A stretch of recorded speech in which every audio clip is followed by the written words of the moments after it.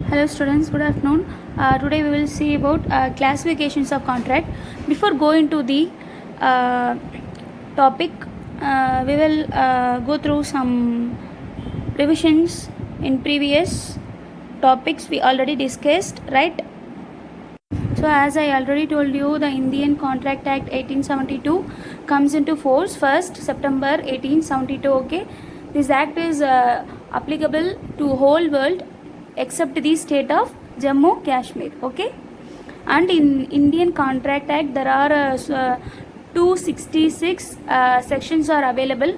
Okay, we already see this.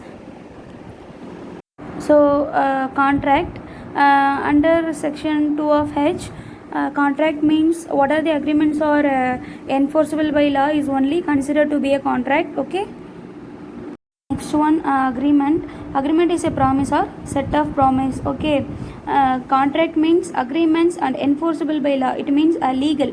Okay, every legal dealings are an agreement.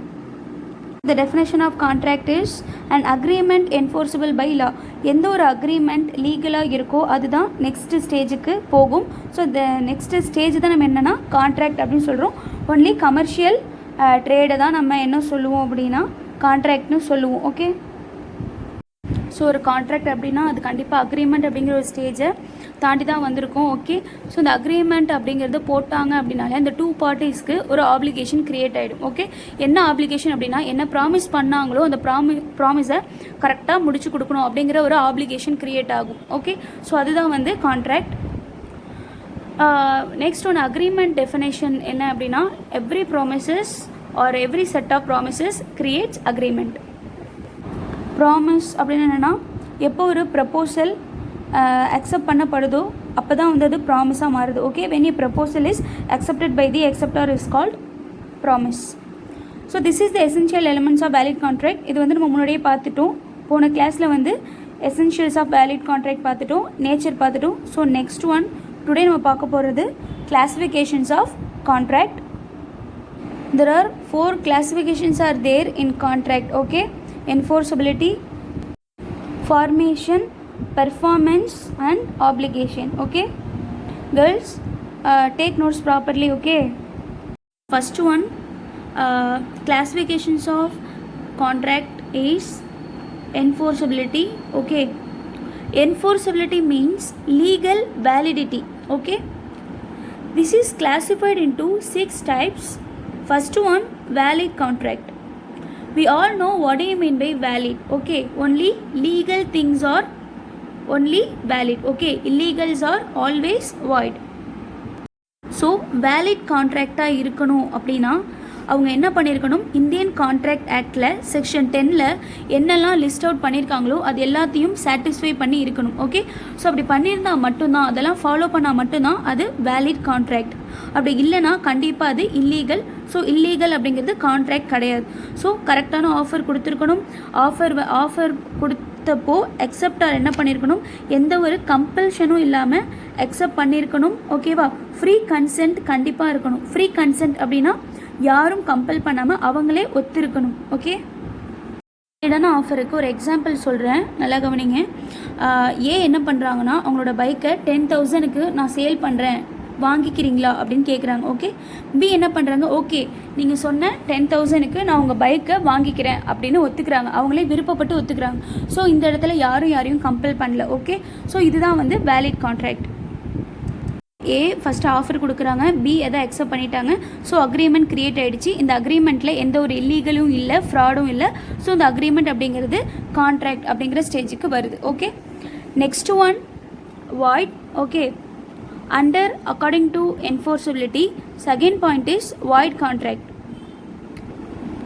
So void contract அப்படின்னா என்னென்னா starting ஸ்டேஜில் okay அது வேலிடான ஒரு கான்ட்ராக்டாக தான் இருக்கும். நடுவில் ஏதோ ஒரு ப்ராப்ளமால் ஓகே நடுவில் ஏதோ ஒரு இல்லீகல் விஷயம் நடக்கிறதுனால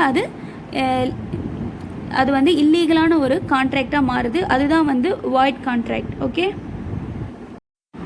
so void contract is not enforceable by law because void means illegal. void contractக்கு நான் ஒரு எக்ஸாம்பிள் சொல்கிறேன். ஓகே, என்ன பண்ணுறாங்கன்னா பியை நான் ஒன்று மேரேஜ் பண்ணிக்கிறேன் அப்படின்னு ப்ராமிஸ் பண்ணுறாங்க. A promise to marry B. Okay, அப்புறம் என்ன ஆச்சுன்னா பி இறந்துடுறாங்க. Okay, B died.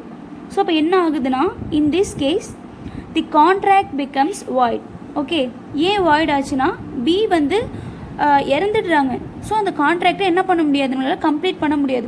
So first அது லீகலாக இருந்து அதுக்கப்புறம் என்ன ஆகுது, அந்த கான்ட்ராக்ட் வந்து நாட் வேலிடாக மாறுது. வாய்ட் கான்ட்ராக்டுக்கு இதில் இருக்கிற எக்ஸாம்பிளையும் நீங்கள் எடுத்துக்கலாம். அதே மாதிரி தான் இதுவும். Next one void agreement. This is the third one under legal validity. Okay, so void agreement means it is one of the agreement but not enforceable by law, which means void. It is invalid agreement. Okay, I will tell you an example. So இதில் example என்னென்னா, X என்ன பண்ணுறாங்கன்னா luxury குட்ஸை ஒய்க்கு sale பண்ணுறாங்க. X என்ன பண்ணுறாங்க, தெரிஞ்சே minor, Y வந்து மைனர்னு தெரிஞ்சே அவங்களுக்கு 10,000 வந்து கன்சிடரேஷனுக்கு அந்த குட்ஸை வந்து சேல் பண்ணுறாங்க. ஒய் என்ன பண்ணுறாங்க, அந்த மைனர் என்ன பண்ணுறாங்கன்னா அந்த குட்ஸை வாங்கிக்கிட்டு மணியை கொடுக்கல, அந்த கன்சிடரேஷனான அந்த மணியை கொடுக்கல. இப்போ என்ன பண்ண முடியாதுன்னா கோர்ட்டில் போயிட்டு இது மாதிரி ஒய் வந்து மணி தரேன் அப்படின்னு சொல்லிட்டு குட்ஸை வாங்கிட்டு ஏமாற்றிட்டாங்க, எனக்கு வந்து மணியை கிளைம் பண்ணுங்க அப்படின்ட்டு கோர்ட்டில் போயிட்டு கேஸ் போட முடியாது. ஏன்னா நம்மளோட கான்ட்ராக்டில், அந்த இந்தியன் கான்ட்ராக்ட் ஆக்டில் என்ன சொல்லியிருக்காங்கன்னா மைனர் கூட அக்ரிமெண்ட் நீங்கள் வச்சுக்கக்கூடாது அப்படின்னு சொல்லியிருக்காங்க. மேஜர் கூட மட்டும்தான் கான்ட்ராக்ட், பிஸ்னஸ் டீலிங்ஸ் எல்லாமே போடணும் அப்படின்னு.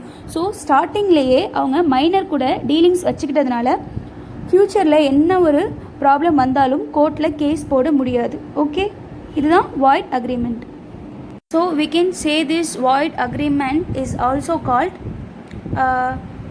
from the very beginning invalid agreement. Okay, ஸ்டார்டிங்லேயே இது ஒரு இன்வாலிடான ஒரு agreement. Next one, fourth one, voidable contract. The section for voidable contract is 2 of I. So voidable contract அப்படின்னா என்னென்னா, இதில் ஒரு பர்சனுக்கு வேலிடாகவும் இன்னொரு பர்சனுக்கு இன்வேலிடாகவும் இருக்குது. ஏன்னா இல்லீகலான ஒரு விஷயத்தை வந்து அந்த இடத்துல வந்து அவங்க பண்ணியிருப்பாங்க. என்ன அப்படின்னா, ஒருத்தவங்க கிட்ட ஃப்ரீ கன்சென்ட்டோடு தான் அக்செப்ட் பண்ணணும் ஒரு விஷயத்த. ஆனால் இங்கே என்ன பண்ணுறாங்கன்னா ஒருத்தவங்களை ஃபோர்ஸ் பண்ணி கம்பல் பண்ணி அவங்கள ஒத்துக்க வைக்கிறது. ஸோ அது மாதிரி ஒத்துக்க வச்சாங்கன்னா கண்டிப்பாக அது வாய்டபிள் கான்ட்ராக்ட். வாய்டபிள்னா நாட் வேலிட், அது அந்த கான்ட்ராக்ட் வந்து செல்லாது. ஓகே, ஸோ எக்ஸாம்பிள் என்ன சொல்லியிருக்காங்கன்னா, எக்ஸ் என்ன பண்ணுறாங்க, ஓகே நான் வந்து என்னோடய ஸ்கூட்டரை 5 lakhக்கு உங்களுக்கு சேல் பண்ணுறேன் அப்படின்னு எக்ஸ் வந்து ஒய் கிட்ட சொல்கிறாங்க. ஆனால் எக்ஸ் வந்து அவங்களே வந்து சேல் பண்ணுறேன் அந்த ஸ்கூட்டரை வந்து 5 lakhக்குன்னு ஒத்துக்கல. ஒய் என்ன பண்ணியிருக்காங்க, அவங்கள கன் வச்சு, ஓகே கன் பாயிண்டில் நீ ஒத்துக்கிட்டு தான் ஆகணும்னு அவங்கள மிரட்டி சேல் பண்ண வச்சுருக்காங்க. ஸோ அப்போது எக்ஸோட பாயிண்ட் ஆஃப் வியூவில் நம்ம பார்க்குறப்போ கண்டிப்பாக அந்த கான்ட்ராக்ட் அப்படிங்கிறது வாய்டபிள் கான்ட்ராக்டாக இருக்குது. ஸோ ஃபோர்ஸ் பண்ணதுனால it is a voidable contract. Next one, illegal agreement. Okay, so we all know what you mean by illegal. Okay, எதெல்லாம் இந்தியன் கான்ட்ராக்ட் ஆக்டில் சொல்லியிருக்காங்களோ அதில் ஏதாவது ஒரு விஷயம் நம்ம ஃபாலோ பண்ணலைன்னா கூட கண்டிப்பாக அந்த அக்ரிமெண்ட் வந்து இல்லீகலான ஒரு அக்ரிமெண்ட்டாக தான் இருக்கும். Okay, I will tell you one example. என்னென்னா எக்ஸ் என்ன பண்ணுறாங்க, ஓகே நான் வந்து ஒய்யை வந்து கில் பண்ணிடுறேன். ஓகே, ஜி வந்து எனக்கு 10,000 கொடுத்தாங்க அப்படின்னா, ஜி வந்து 10,000 எனக்கு கொடுத்தாங்கன்னா நான் ஒய்யை வந்து கில் பண்ணுறேன் அப்படின்னு ஒரு அக்ரிமெண்ட் போடுறாங்க. ஸோ கில் பண்ணுறது அப்படிங்கிறது எந்த அளவுக்கு இல்லீகல் அப்படிங்கிறது நம்ம எல்லாருக்குமே தெரியும். ஸோ அப்போது அது என்னென்னா அந்த அக்ரிமெண்ட்டே என்ன ஒரு இல்லீகலான ஒரு அக்ரிமெண்ட். அப்போது அது கான்ட்ராக்ட் அப்படிங்கிற ஸ்டேஜுக்கு வரவே முடியாது. அது அக்ரிமெண்ட் அப்படிங்கிற ஸ்டேஜ்லேயே அது illegal void. Okay, next one, agreement discovered to be void. அப்படின்னா என்னென்னா, 2 பேருமே ஒரு அக்ரிமெண்ட் போட்டப்போ எல்லாமே லீகலாக இருந்திருக்கும். அதுக்கப்புறம் தான் அந்த அக்ரிமெண்ட் வாய்ட் அக்ரிமெண்ட்டாக மாறி இருக்கும். அது என்னன்னு நான் சொல்கிறேன். ஓகே, இப்போது எக்ஸ் என்ன பண்ணுறாங்க, அவங்களோட காரை ஒய்க்கு சேல் பண்ணுறேன் அப்படின்னு சொல்லியிருக்காங்க. ஓகே, அப்போது எல்லாமே கரெக்டாக தான் இருந்திருக்கு. சேல் பண்ணுறதுக்கும் மொதல் நாள் ஓகே நைட் என்ன ஆச்சுன்னா, கார் வந்து ஏதோ ஒரு ஆக்சிடெண்ட்னாலேயோ இல்லை ஏதோ ஒரு விஷயத்தினால கார் டேமேஜ் ஆகிடுச்சு. ஸோ அப்போ என்ன பண்ண முடியாது, ஏவால் சேல் பண்ணவும் முடியாது. அப்படி சேல் பண்ணாலும் பி அதை அக்செப்ட் பண்ணிக்க முடியாது. ஏன்னா கார் வந்து டேமேஜ் ஆகிடுச்சு. அதாவது சப்ஜெக்ட் மேட்டர் வந்து இந்த இடத்துல என்னென்னா கார். ஓகே, ஸோ அந்த சப்ஜெக்ட் மேட்டரே டேமேஜ் ஆனதுனால அந்த அக்ரிமெண்ட் என்ன ஆகுது அப்படின்னா வாய்ட் ஆகிடுது. ஓகே, சப்சிக்வெண்ட் அப்படின்னு இருக்குது பார்த்தீங்களா. சப்சிக்வெண்ட் அப்படின்னா ஃபாலோவிங், அதாவது அந்த அக்ரிமெண்ட் போடுறப்ப ஒன்றும் இல்லை, அதுக்கப்புறமா நடந்த விஷயம் அப்படின்னு சொல்கிறோம் பார்த்தீங்களா, அதுதான் subsequent. Subsequent to it's formation அப்படின்னா அந்த அக்ரிமெண்ட் ஃபார்ம் பண்ணதுக்கு அப்புறம் நடந்த விஷயம். Next one, unenforceable contract. In unenforceable contract, it have some technical defect. Okay, due to some technical defect, this contract is considered to be a unenforceable one. I will tell you some example for a little technical defect, like may not be properly stamped or attested registration. So small fault is there in the contract, so this contract is considered to be a unenforceable one. So next one, this is the difference between void agreement and voidable contract. Before move to the second main heading, we will see the difference between void agreement and voidable contract. We already discussed about this. Next one, void ab initio. So void ab initio means invalid from the beginning. Okay, ஸ்டார்டிங்லேயே அது invalid அப்படின்னு அர்த்தம். அதுதான் முன்னாடியே சொன்னேன், minor கூட ஒரு agreement வச்சுக்கிட்டோன்னா அது வாய்ட் ஃப்ரம் தி பிகினிங்னு சொன்னேன். ஸோ அதுதான் வாய்ட் அக்ரிமெண்ட். அது அக்ரிமெண்ட் அப்படிங்கிற ஸ்டேஜ்லேயே அது இன்வேலிடாக இருக்குது. ஸோ வாய்ட் ஆப் இனிஷியோ வாய்டபிள் கான்ட்ராக்டில் என்ன சொல்லியிருக்காங்கன்னா, valid for one party but not for another. So இதுக்கு நம்ம என்ன சொன்னோம், கன் ஷூட்டில் வச்சு அவங்கள சம்மதிக்க வைக்கிறது. ஸோ அதுதான் இதுக்கு example. Okay, second one, missing elements. So என்ன மிஸ் ஆகிருக்கு, என்ஃபோர்ஸபிலிட்டி பை லா. ஓகே, ஸோ இங்கே வாய்ட் அக்ரிமெண்ட் அப்படின்னா என்னென்னா இன்வேலிட்னு சொன்னேன். ஸோ இங்கே என்ஃபோர்ஸபிலிட்டி பை லா அப்படிங்கிறது not accepted because void means invalid. So this is not enforceable by law. Void agreement not enforceable by law. So missing element voidable contractல என்னன்னா free consent அப்படிங்கிறது missing. Okay, என்னன்னா ஒருத்தவங்களை ஃபோர்ஸ் பண்ணி ஒத்துக்கிற வைக்கிறப்போ என்ன அங்கே மிஸ்ஸிங் ஆகிருக்குன்னா ஃப்ரீ கன்சென்ட். ஃப்ரீ கன்சென்ட்னா என்ன, அவங்களே ஒத்துக்காமல் கம்பல் பண்ணி ஒத்துக்க வைக்கிறது. ஸோ அதுதான் voidable contract. Next third one, enforceability. Enforceability means கோர்ட்டில் அக்செப்ட் பண்ணிக்கிறது. ஸோ கோர்ட்டில் எப்போ அக்செப்ட் பண்ணுவாங்கன்னா எல்லாமே லீகலாக இருந்தால் மட்டும்தான் அக்செப்ட் பண்ணுவாங்க. ஸோ வாய்ட் அக்ரிமெண்ட் அப்படிங்கிறது cannot be enforced by any party. Okay, accept பண்ண மாட்டாங்க, இல்லீகலான ஒரு விஷயத்தை அக்செப்ட் பண்ண மாட்டாங்க. நெக்ஸ்ட் ஒன், என்ஃபோர்ஸபிலிட்டியில் வாய்டபிள் கான்ட்ராக்டில் கண்டினியூஸ் டு பி என்ஃபோர்ஸபிள் அப்படின்னு என்னென்னா ஃப்ரீ கன்சென்ட்டாக இருந்தால் மட்டும்தான், எது வரைக்கும் ஃப்ரீ கன்சென்ட்டாக இருக்கோ, ஒத்துக்கிறாங்களோ, யாரையும் கம்பல் பண்ணாமல் ஒத்துக்கிறாங்களோ அது வரைக்கும் தான் அந்த கான்ட்ராக்ட் லீகலாக இருக்கும். ஏதாவது ஒரு ப்ராப்ளம்ஸ் நடுவில் வந்து கம்பல் பண்ணி ஒத்துக்க வைக்கிறது, ஸோ அந்த மாதிரிலாம் ஒரு விஷயம் நடக்கிறப்ப அது வாய்டபிளாக வந்து மாறுது. Okay, second main heading, on the basis of formation. Okay, it means mode of creation.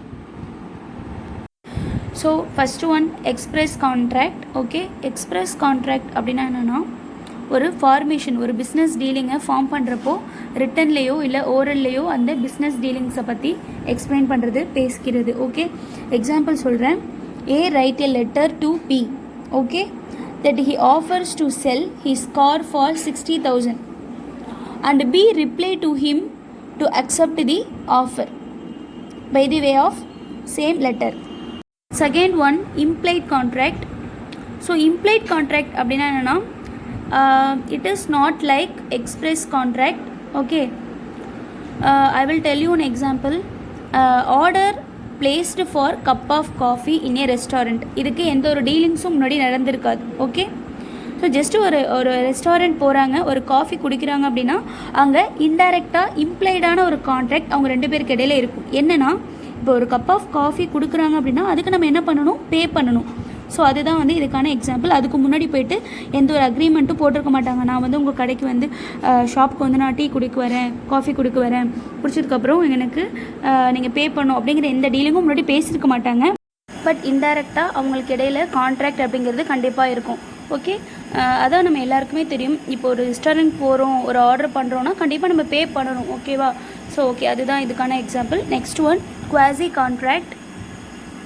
So quasi contract அப்படின்னா என்னென்னா, அவங்க எந்த ஒரு கான்ட்ராக்டும் முன்னாடி மேக் பண்ணியிருக்க மாட்டாங்க, but it is created by law. அப்படின்னா என்னென்னா, நான் ஒரு சிம்பிள் எக்ஸாம்பிள் உங்களுக்கு சொல்கிறேன்.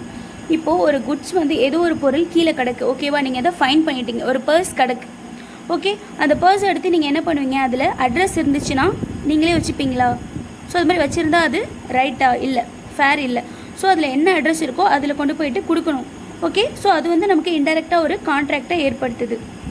இது மாதிரி இதுலேயும் ஒரு எக்ஸாம்பிள் சொல்லியிருக்காங்க. எக்ஸ் அப்படிங்கிற ஒரு ட்ரேடர் அவங்களோட ஒரு குட்ஸை ஒய்யோட ஹவுஸில் தெரியாமல் மறந்து வச்சுட்டு போயிட்டாங்க. ஓகே, அப்போது என்ன பண்ணணும்? ஒய் என்ன பண்ணணும்னா, கண்டிப்பாக எக்ஸ் கிட்ட அந்த குட்ஸை திருப்பி கொடுக்கணும். ஒருவேளை ஒய் அவங்களுக்கே தெரியாமல் அந்த குட்ஸ் அவங்களோட நினச்சி யூஸ் பண்ணிட்டாங்கன்னா அதுக்கான மணியாவது அட்லீஸ்ட் கொடுக்கணும். ஓகே, ஸோ இதுதான் வந்து இன்டைரக்டாக இவங்களுக்கு இடையில இருக்கிற கான்ட்ராக்டுக்கான ஒரு example. Okay, next one e com contract. So this is a new type of contract. It is created by internet. Okay, இப்போ நம்ம ஏதோ ஒரு குட்ஸை வந்து அமேசானில் இதுலேயோ நம்ம ஆர்டர் பண்ணுறோம் அப்படின்னா அவங்க நமக்கு குட்ஸை கொடுப்பாங்க, நம்ம கேஷ் ஆன் டெலிவரி மணி கொடுப்போம். பார்த்தீங்களா? அதுதான். Next main heading, third one, on the basis of performance. Okay, in which there are two headings are there. First one executed contract. Executed கான்ட்ராக்டுக்கு ஒரு சிம்பிள் எக்ஸாம்பிள் என்ன அப்படின்னா கேஷ் சேல்ஸ். ஸோ கேஷ் சேல்ஸில் என்ன வருது, இமிடியேட்டாக அவங்க என்ன பண்ணுறாங்க, சேல்ஸும் அவங்க பர்ஃபார்ம் ஆகிருக்கு, இமிடியேட்டாக அங்கே என்ன டிரான்சாக்ஷன் ஆகிருக்கு, கேஷும் வந்து டிரான்சாக்ஷன் ஆகிருக்கு. ஸோ இமிடியேட்டாக வந்து என்ன நடக்குதோ அதுதான் வந்து எக்ஸிக்யூட்டட் கான்ட்ராக்ட். ஸோ எக்ஸிக்யூட்டட் கான்ட்ராக்டை பொறுத்த வரைக்கும் இமீடியட்டாக அவங்களோட ஆப்ளிகேஷனை அவங்க முடிச்சிருவாங்க. எக்ஸிக்யூட்டரியாக இருந்தால் லேட்டர் டைம் ஆகும். ஸோ எக்ஸிக்யூட்டரி கான்ட்ராக்ட்டுக்கு நான் ஒரு எக்ஸாம்பிள் சொல்கிறேன். இப்போ ஏ என்ன பண்ணுறாங்கன்னா, ஒரு பஸ்ஸை வந்து பிக்கு கொடுக்குறாங்க. ஓகே, சேல் பண்ணிட்டாங்கன்னு வச்சுக்கலாம். ஸோ பிக்கு கொடுத்ததுக்கப்புறம் பி என்ன பண்ணுறாங்க, உடனே மணியை கொடுக்கல. பட் அவங்களுக்கு என்ன ஆப்ளிகேஷன் இருக்குது, மணியை, பஸ்ஸுக்கான அந்த மணியை கொடுக்கணும் அப்படிங்கிற ஆப்ளிகேஷன் இருக்குது. ஸோ அப்போது ஒன் சைட் எக்ஸிக்யூட்டட், பஸ்ஸை கொடுத்துட்டாங்க. ஸோ அனதர் சைட் பார்த்தீங்கன்னா கேஷ் இன்னும் வரல. ஸோ அதனால் அது எக்ஸிக்யூட்டரி அப்படின்னு சொல்கிறோம். Next one, fourth main heading, on the basis of obligation. In obligation there are two subheadings are there. First one bilateral contract, second one unilateral contract. We will see first bilateral contract. So bilateral means both the parties are required to perform their obligation at the same time while forming a contract. Okay, ரெண்டு பேருமே அவங்களோட ஆப்ளிகேஷனை ஒரே டைமில் முடிக்கிறது தான் bilateral. Okay, tell you one example. இப்போ X என்ன பண்ணுறாங்க அப்படின்னா, ஒய்க்கு ப்ராமிஸ் பண்ணுறாங்க, நான் 1200 தரேன், உங்களோட சைக்கிளுக்கு 1200 தரேன் அப்படின்னு சொல்கிறாங்க. அதே மாதிரி ஒய்யும் என்ன பண்ணிட்டாங்க, சைக்கிளை எக்ஸுக்கு கொடுத்துட்டாங்க. எக்ஸும் என்ன பண்ணிட்டாங்க, பைசைக்கிளை இமிடியேட்டாக ஒய்க்கு கொடுத்துட்டாங்க. ஸோ ரெண்டு பேரோட ஆப்ளிகேஷனும் அங்கே கம்ப்ளீட் ஆகிடுச்சு. So it is called a bilateral contract. Last one, unilateral contract. As the name implies, uni means one. Okay, so பைலேட்டரியலில் ரெண்டு பேரும் இம்மிடியேட்டாக அவங்களோட ஆப்ளிகேஷனை முடிக்கணும். ஆனால் யூனிலேட்டரில் பொறுத்த வரைக்கும் யாராவது ஒருத்தவங்க அவங்களோட ஆப்ளிகேஷனை கம்ப்ளீட் பண்ணிவிடுவாங்க. இன்னொரு பர்சன் என்ன பண்ணுவாங்கன்னா, கம்மிங் டேஸில் அவங்களோட ஆப்ளிகேஷனை கம்ப்ளீட் பண்ணுவாங்க. ஒரு எக்ஸாம்பிள் சொல்கிறேன்.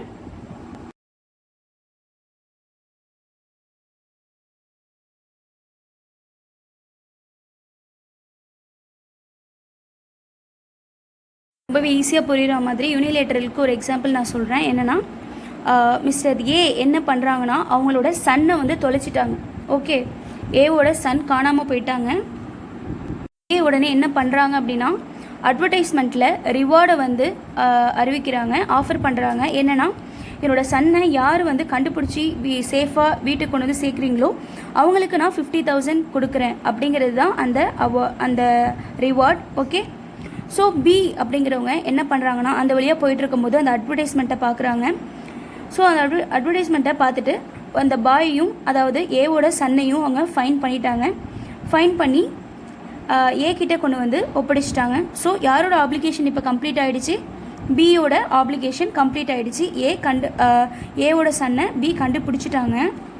ஸோ அப்போது ஒரு ஆப்ளிகேஷன் இங்கே முடிஞ்சிருச்சு. ஓகே, அப்போது கண்டிப்பாக என்ன பண்ணி ஆகணும்? ஏவோட ஆப்ளிகேஷன் என்ன? அந்த 50,000 யாருக்கு கொடுக்குறேன்னு சொன்னாங்க? யார் அவங்களோட சன்னை கண்டுபிடிக்கிறாங்களோ அவங்களுக்கு கொடுக்குறேன்னு சொன்னாங்க. ஸோ ஏ இப்போ என்ன பண்ணுன்னா பிக்கு அந்த 50,000 கொடுக்கணும். ஏன் அப்படின்னா பி ஆல்ரெடி அவங்களோட டாஸ்க்கை முடிச்சுட்டாங்க. பியை அதாவது கண்டுபிடிக்கணும். யாரை கண்டுபிடிக்கணும்? ஏவோட சன்னை கண்டுபிடிக்கணும். அதுதான் பியோட டாஸ்க். ஸோ பி அவங்களோடதை ஆல்ரெடி பர்ஃபார்ம் பண்ணிட்டாங்க. ஸோ இப்போது ஏ வந்து பிக்கு அந்த அமௌண்ட்டை 50,000 கொடுக்கணும். அதுதான் யூனிலேட்டரல். யூனிலேட்டரல்னால் ஒருத்தவங்க முன்னாடியே முடிச்சிருவாங்க.